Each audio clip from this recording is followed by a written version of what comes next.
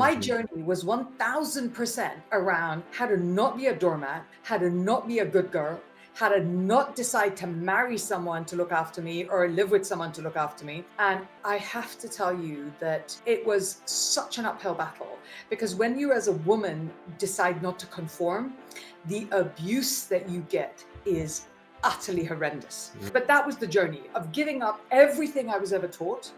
And that shift from external to internal is never a masculine shift. Men are very hardwired to provide and understand themselves. Women are hardwired to nurture and to protect and to make people happy.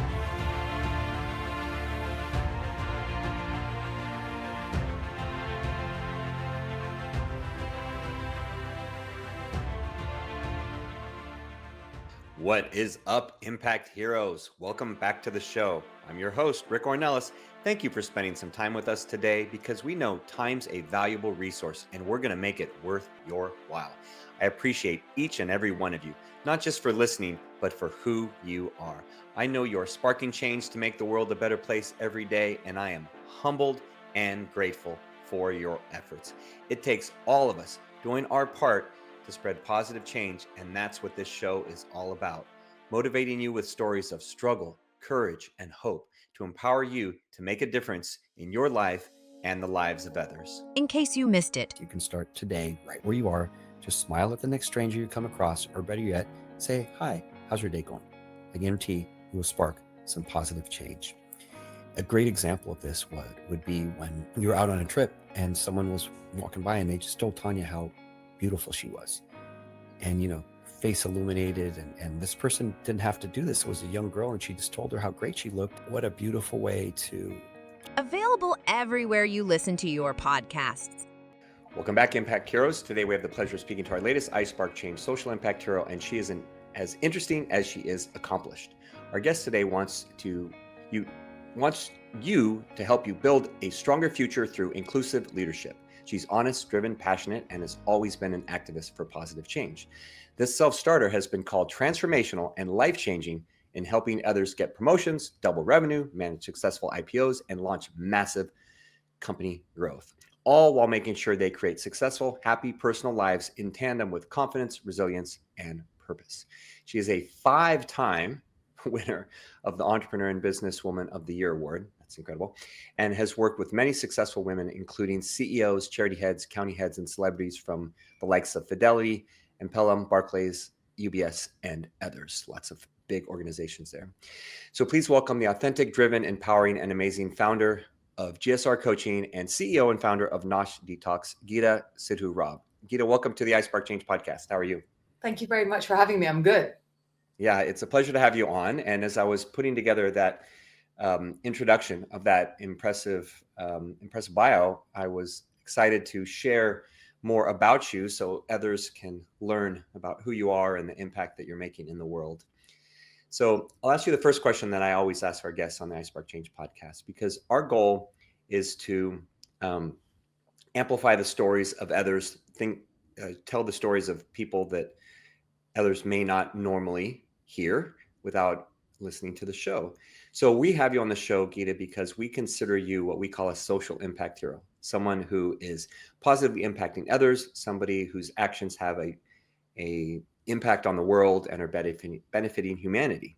So we see you as a hero. My question to you is, do you see yourself as a hero? It's a good question. It's not... I've made decisions that most other women in my position would not make, because I got divorced and ended up homeless with 3 small kids under the age of 7. And I had to rebuild off the back of that. And in order to rebuild, I had to become my children's hero. I wasn't really aware of anybody else's opinion because it wasn't relevant until they were feeding me. We were not caring. If they wanted to feed me, buy my kids shoes, or any of those things, then I was willing to accept their opinion. Until then, I wasn't interested. Yeah. So on some level, you kind of have to be that huge figure that has this massive desire, because I wanted to go from homeless to keeping kids in private school that cost £10,000 per child per year. And I had 3 of them, and it was 15 years ago. It was a lot of money and a lot of ambition. So that, I think, yes. Did I think, oh my God, let me save the world? No. Now I think that, but then I was like, can we just eat? I'd be really happy to eat. Yeah. Poverty is a great focuser of what you're trying to achieve. Yeah, yeah, exactly. And thank you for, sharing that authentic answer, because I think, depending on our situations, we can look at ourselves through a different lens, right? And it's always something that's fascinating to me, is when we can see ourselves through the eyes of others. And, in this case, I guess maybe seeing yourself through your children's eyes, and learning from that, and then, kind of growing into the person that they needed you to be, I'll say, yeah, as opposed to maybe who you were at that moment.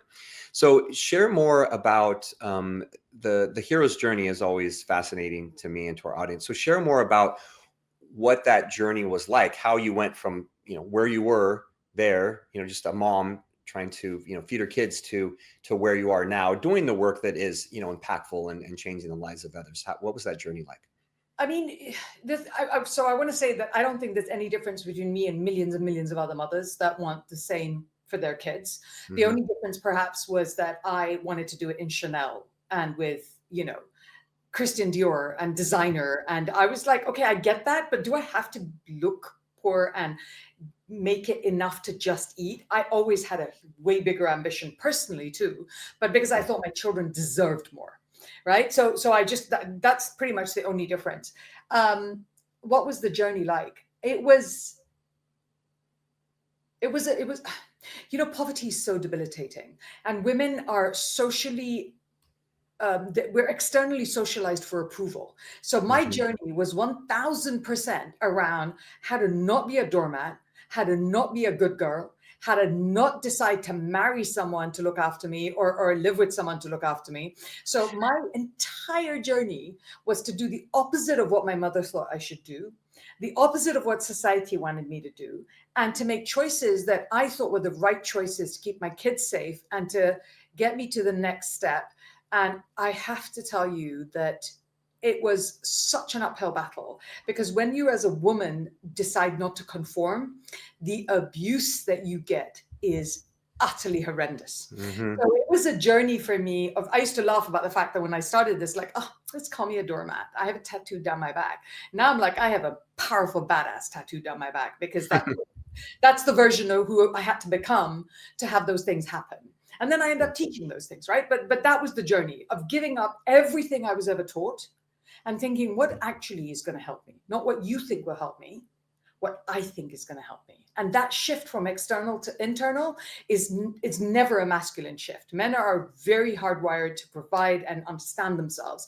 Women are hardwired to nurture and to protect and to make people happy. And I was like, drat, we're not doing any of that. We're just going to sit here and work at it. And it was really hard.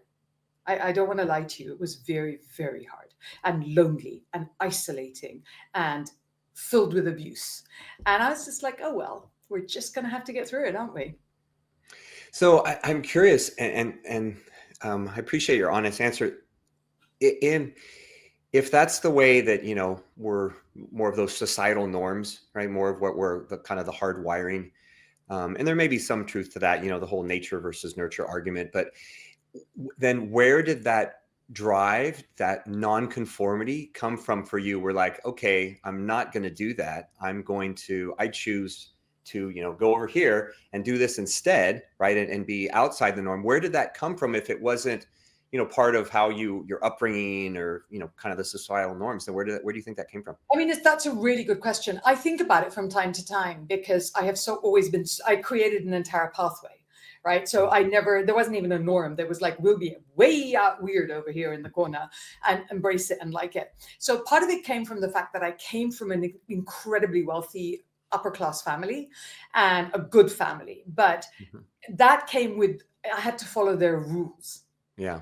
Right. So part of it came from that. And I knew what my children's birthright was. My children's birthright was this upbringing I had given that if I didn't behave, I couldn't have. So one was, I knew it was there because I was brought up in it. Two was the fact that I had built a huge business with my ex-husband. So I didn't marry money, or we built it together. So I knew the achievement was there because I had done it. Yeah. And the third thing, I was entitled to it, which was the thing that annoyed me so much. It was the injustice of it. Like, why? How dare you take away what is mine? Because so that was kind of there. And then it was the concept of everybody somebody else said this, every time you think I can't do it, I'll show you I can. Yeah. And Exactly. I think it's that. And I was very blessed that at one stage I wanted to really give up because it was so hard. I mean, we had 14 pounds a day to live off, right? And the day before I was living in an £8 million house. And I remember my ex coming to visit me and saying, if you just came back, I would make it all go away. Wow. I was like, let me burn this house down because I am never. Yeah. And I was so blessed. I was so angry. I was like, I am doing this or bust. That's it. Yeah. So it was that drive of no. This is not fair. Yeah. I don't know. Is that a good enough answer? Because that's where it came from. No, I mean, I understand. I think our audience will relate, especially because when you throw in that maternal instinct, right? That maternal protective instinct, that's something different. I experienced it as a father, but having, grown up with 4 sisters and having 3 daughters, and I know what that perspective, I have an idea of what that perspective is like, right? And so, I think there's part of that drive is in there as well. And then there's independence, and then there's negative independence. And the negative independence is what you were just describing, right? Okay, you said I can't do it, so I'm going to go ahead and accomplish it. I'm going to prove you wrong, so to speak, that kind of me against the world, type of mentality. And I know for a lot of successful people, and, yourself included, obviously, that's their motivation. That's what drives them, is because, kind of it can't be done, so I'm going to figure out a way to do it, and I can tell that you are a figure it out person. I'm going to figure it out. You're a problem solving type individual, as opposed to letting others, figure it out for you. And so that's why I was curious about, where that really came from, because there's obviously the societal, and do you think there's some cultural aspect to that? There's some cultural aspect to that with your upbringing, and, I don't know if it's, have you always lived in the UK or? No. Okay. And that's the other thing. I'm an Indian, Yeah. and I'm Indian who grew up in Africa. So we grew up in like it felt like the Wild West, but it was a small place with a few streets, and so everything was a fight.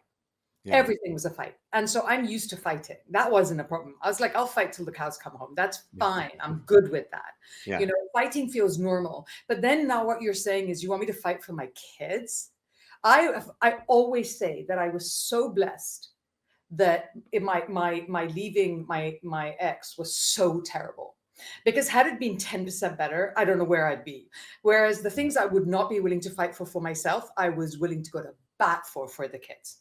Yeah. Literally to bat, because I was just, and I lived in there, and then I lived in Moscow for a while, and it was all kind of these immigrant environments where you have to fight and be seen and be heard. And there were very few brown women anywhere I went, anywhere. Yeah. Everything I tried to do was like, oh, really? Who you and who army? And I'm like, just wait in line. Here, let's do this. So I was always scared. I was always worried. I was always afraid, but I was always willing to be very open about it. And so I ended up getting like a gig on radio, and this man going, well, if you won't talk about being violence and domestic violence, other women will think it's okay for it to happen to them. They don't think it happens to someone that looks and sounds like you. Yeah. And I was like, oh, okay, I'll talk about it, even though I felt shame and guilt. And then the next gig I got was somebody going, will you just come on TV and have this conversation? I was like, I am what I am. Are we good with that? They're like, don't swear on TV. I'm like, okay. And then that developed a career, so I would just, I said this, and I say this publicly every time, that I was willing to do anything for money except have sex or get married for it. Those are the only two things. And I actually think that as a pretty woman, pretty young woman, I had to make that decision because that was an easy pathway. And to me, that was an unacceptable pathway because I didn't want my children to see me in that role. Yeah. I didn't want my children to live in some other man's house. I didn't want any of those things to happen. And so it just left me really few options. So I just ended up here and I was like, all right, head down movement. What are we going to do? And I did whatever the next thing was.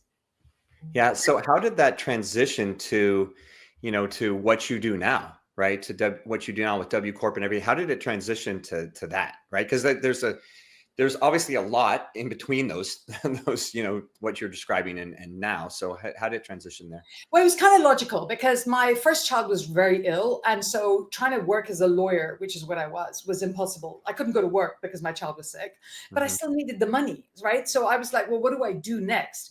And it was expensive. 3 kids is a very expensive enterprise to pay in the middle of London, sending them to private school. So I set up my first business because I wanted to work from home because otherwise I was having to fly to make money. I was like, all right, I'll stay at home and set up this business. So I set up a Nosh Detox. That was a 15-year journey. And in Nosh Detox, I started to, Nosh was so good to us because it paid our bills. It paid all these things, and it grew, like doubled in growth every year. And these women started to come in, Rick. And they were, what we're like as women. You have a lot of women in your life.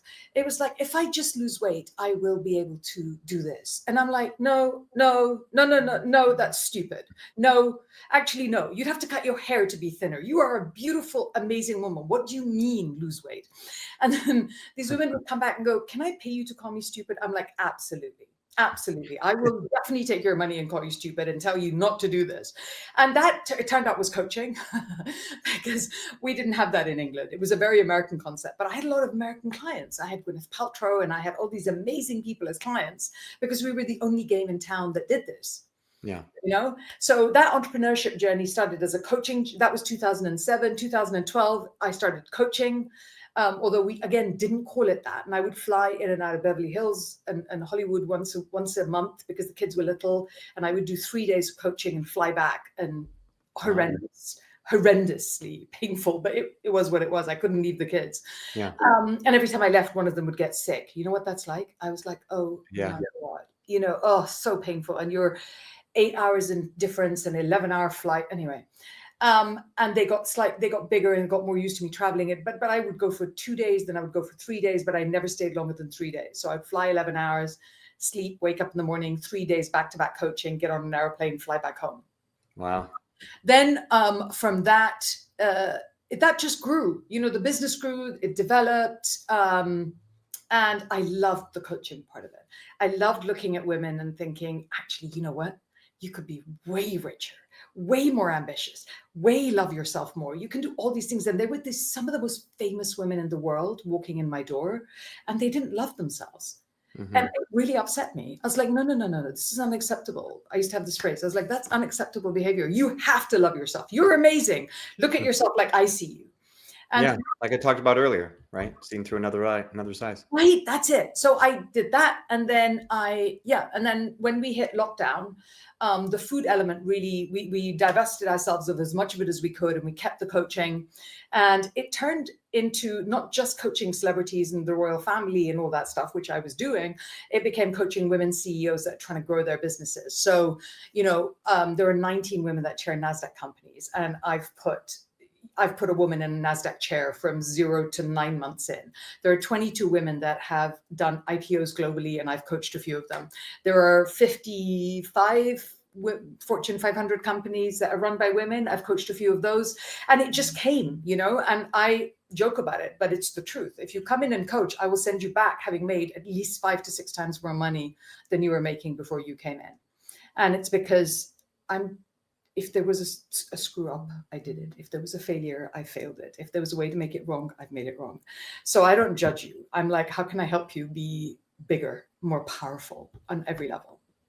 Yeah, and you're doing exactly what I describe on almost every episode of this podcast is you've gone through that journey, right? What I call a hero's journey, Joseph Campbell, you've gone through that hero's journey. And now you're bestowing what you've learned on others to help them in their journey, to help them become better, to help them grow their business. I mean, whatever it is. And that I feel in our responsibility as heroes, as I call them, that I feel is our responsibility to others. I feel that's, part of why we're put on this earth, is to help to guide others the way, to provide some wisdom as we, age and acquire, to share those things that we've learned in our journey in the service of others. And that's inherently in what you're doing. Yeah, inherently in what you're doing. And it's also part of my part of my religion. I'm Sikh, and we have the concept called seva in my religion. And I was brought up like this from very, very young, because we were very privileged. So my mother would make us go and work in polio places as a young kid, charity as a young kid.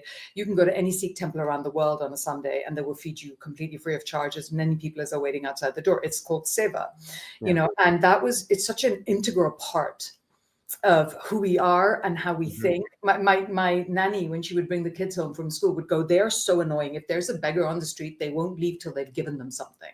And I'm like, good. That's what I want them to do.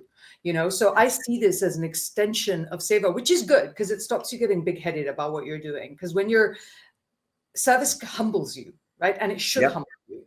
So I can say, here's what we do, and it's fast and it's effective and it's quick and it's brilliant, but it's also a service, not a type thing. Yeah, it's and that's thank you for sharing that, because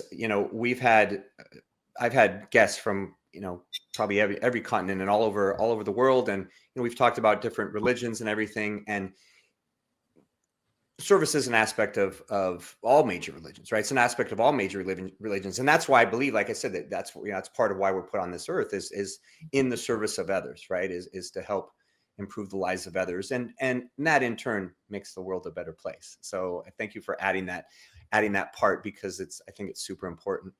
So by our definition, Geeta, I think you've demonstrated that heroic capacity, by our definition. So where can others learn more about you, learn more about the work you're doing and everything, and find out how you're impacting the world? Thank you. Anywhere that you put my name in, like Instagram is a place where I tell lots of stories about what it was like to be helpless and defenseless and to learn how to grow. I spend a lot of time on TikTok talking about things that affect women, like perimenopause and the body, and we have a really big community there. And LinkedIn, and just put my name in somewhere and look for what you're looking for. Reach out. I always reply. I'll always say hello. I'll always talk back. I mean, I want to say this is not just women centric. We work with men. I've had like Simon Cowell, and we work with men, but generally a particular kind of man who doesn't mind working with a woman, but otherwise it's very female centric. So I'm very grateful, for the privilege of this. And I think we need to be a bit more human and add vodka every once in a while to the equation. It makes everything better. Yeah, fantastic. Well, we'll put all that in the show notes and make sure that people have access and they can learn. Well, before we wrap up here, Geeta, one final question, because our goal at iSpark Change is to positively impact 1 billion people through our upcoming social impact social media platform and through our community, because we know we can't do it alone. We know we need the help of impactful leaders like yourself to help show others the way, because a lot of people feel, as I once did, maybe you, that they're too small to make a difference. So we value your thoughts and opinions as a social impact hero. So I want you to peer down the road, peer into the future. And what can the world become if everyone starts believing that they can change the world and they can make a bigger impact? I think that if women particularly understood the power that they have inherently within them, the world would tip into a better balance. And I think that's what's really missing. I think we're very imbalanced in one direction, and having women step into a form of power, of understanding their own power, and not just thinking they have to be like competent, then there would be more balance, and there would be a better balance between male and feminine in the world. But we would achieve a great deal more. Like the pandemic showed us, right? When women ran countries and were so successful, these qualities that are feminine in both men and in women, if they are given the opportunity to rise, will create a better communication, better, empathy, more everything. Yeah, a balance. Well, thank you for that answer. And that's definitely a unique perspective that, I know should be a part of, what the future holds for all of us. So thank you for taking time to share your heart and wisdom with our audience today. Geeta, you came in, you over-delivered as I knew you would. Your desire to be impactful is evident, and you're filled with passion, determination, and you lead with the heart of humility and gratitude, which tells me you're going to continue to have success in all facets of life. And this is only the beginning of your time as a social impact hero. All right, Impact Heroes, those are stories that connect us all, and we loved hearing Geeta's today. Geeta Sidhu-Robb, you're not only an inspiring, amazing human being, you truly are an iSpark Change social impact hero. We'll see you all next time. Do you want Rick to speak at your event? Here's what others have to say. Did not know his story, and it was so inspirational, and his presence on stage, his authenticity was just incredible. Performance made me feel some type of way. My name is Craig Siegel. If you're looking for a speaker for your next event, hire Rick. I promise you this, you will not be disappointed. Visit rickcornelis.com to book him today. Remember, Impact Heroes, every positive action can be a spark moment that has a ripple effect that spreads far beyond the initial act. So go out there and spark change. Don't forget, if you enjoyed this episode, then please smash that 5-star rating on iTunes or Spotify and leave a review. We value your comments and we want to hear from you in the community. Thank you for listening. God bless you, and we'll see you next week on the iSpark Change podcast.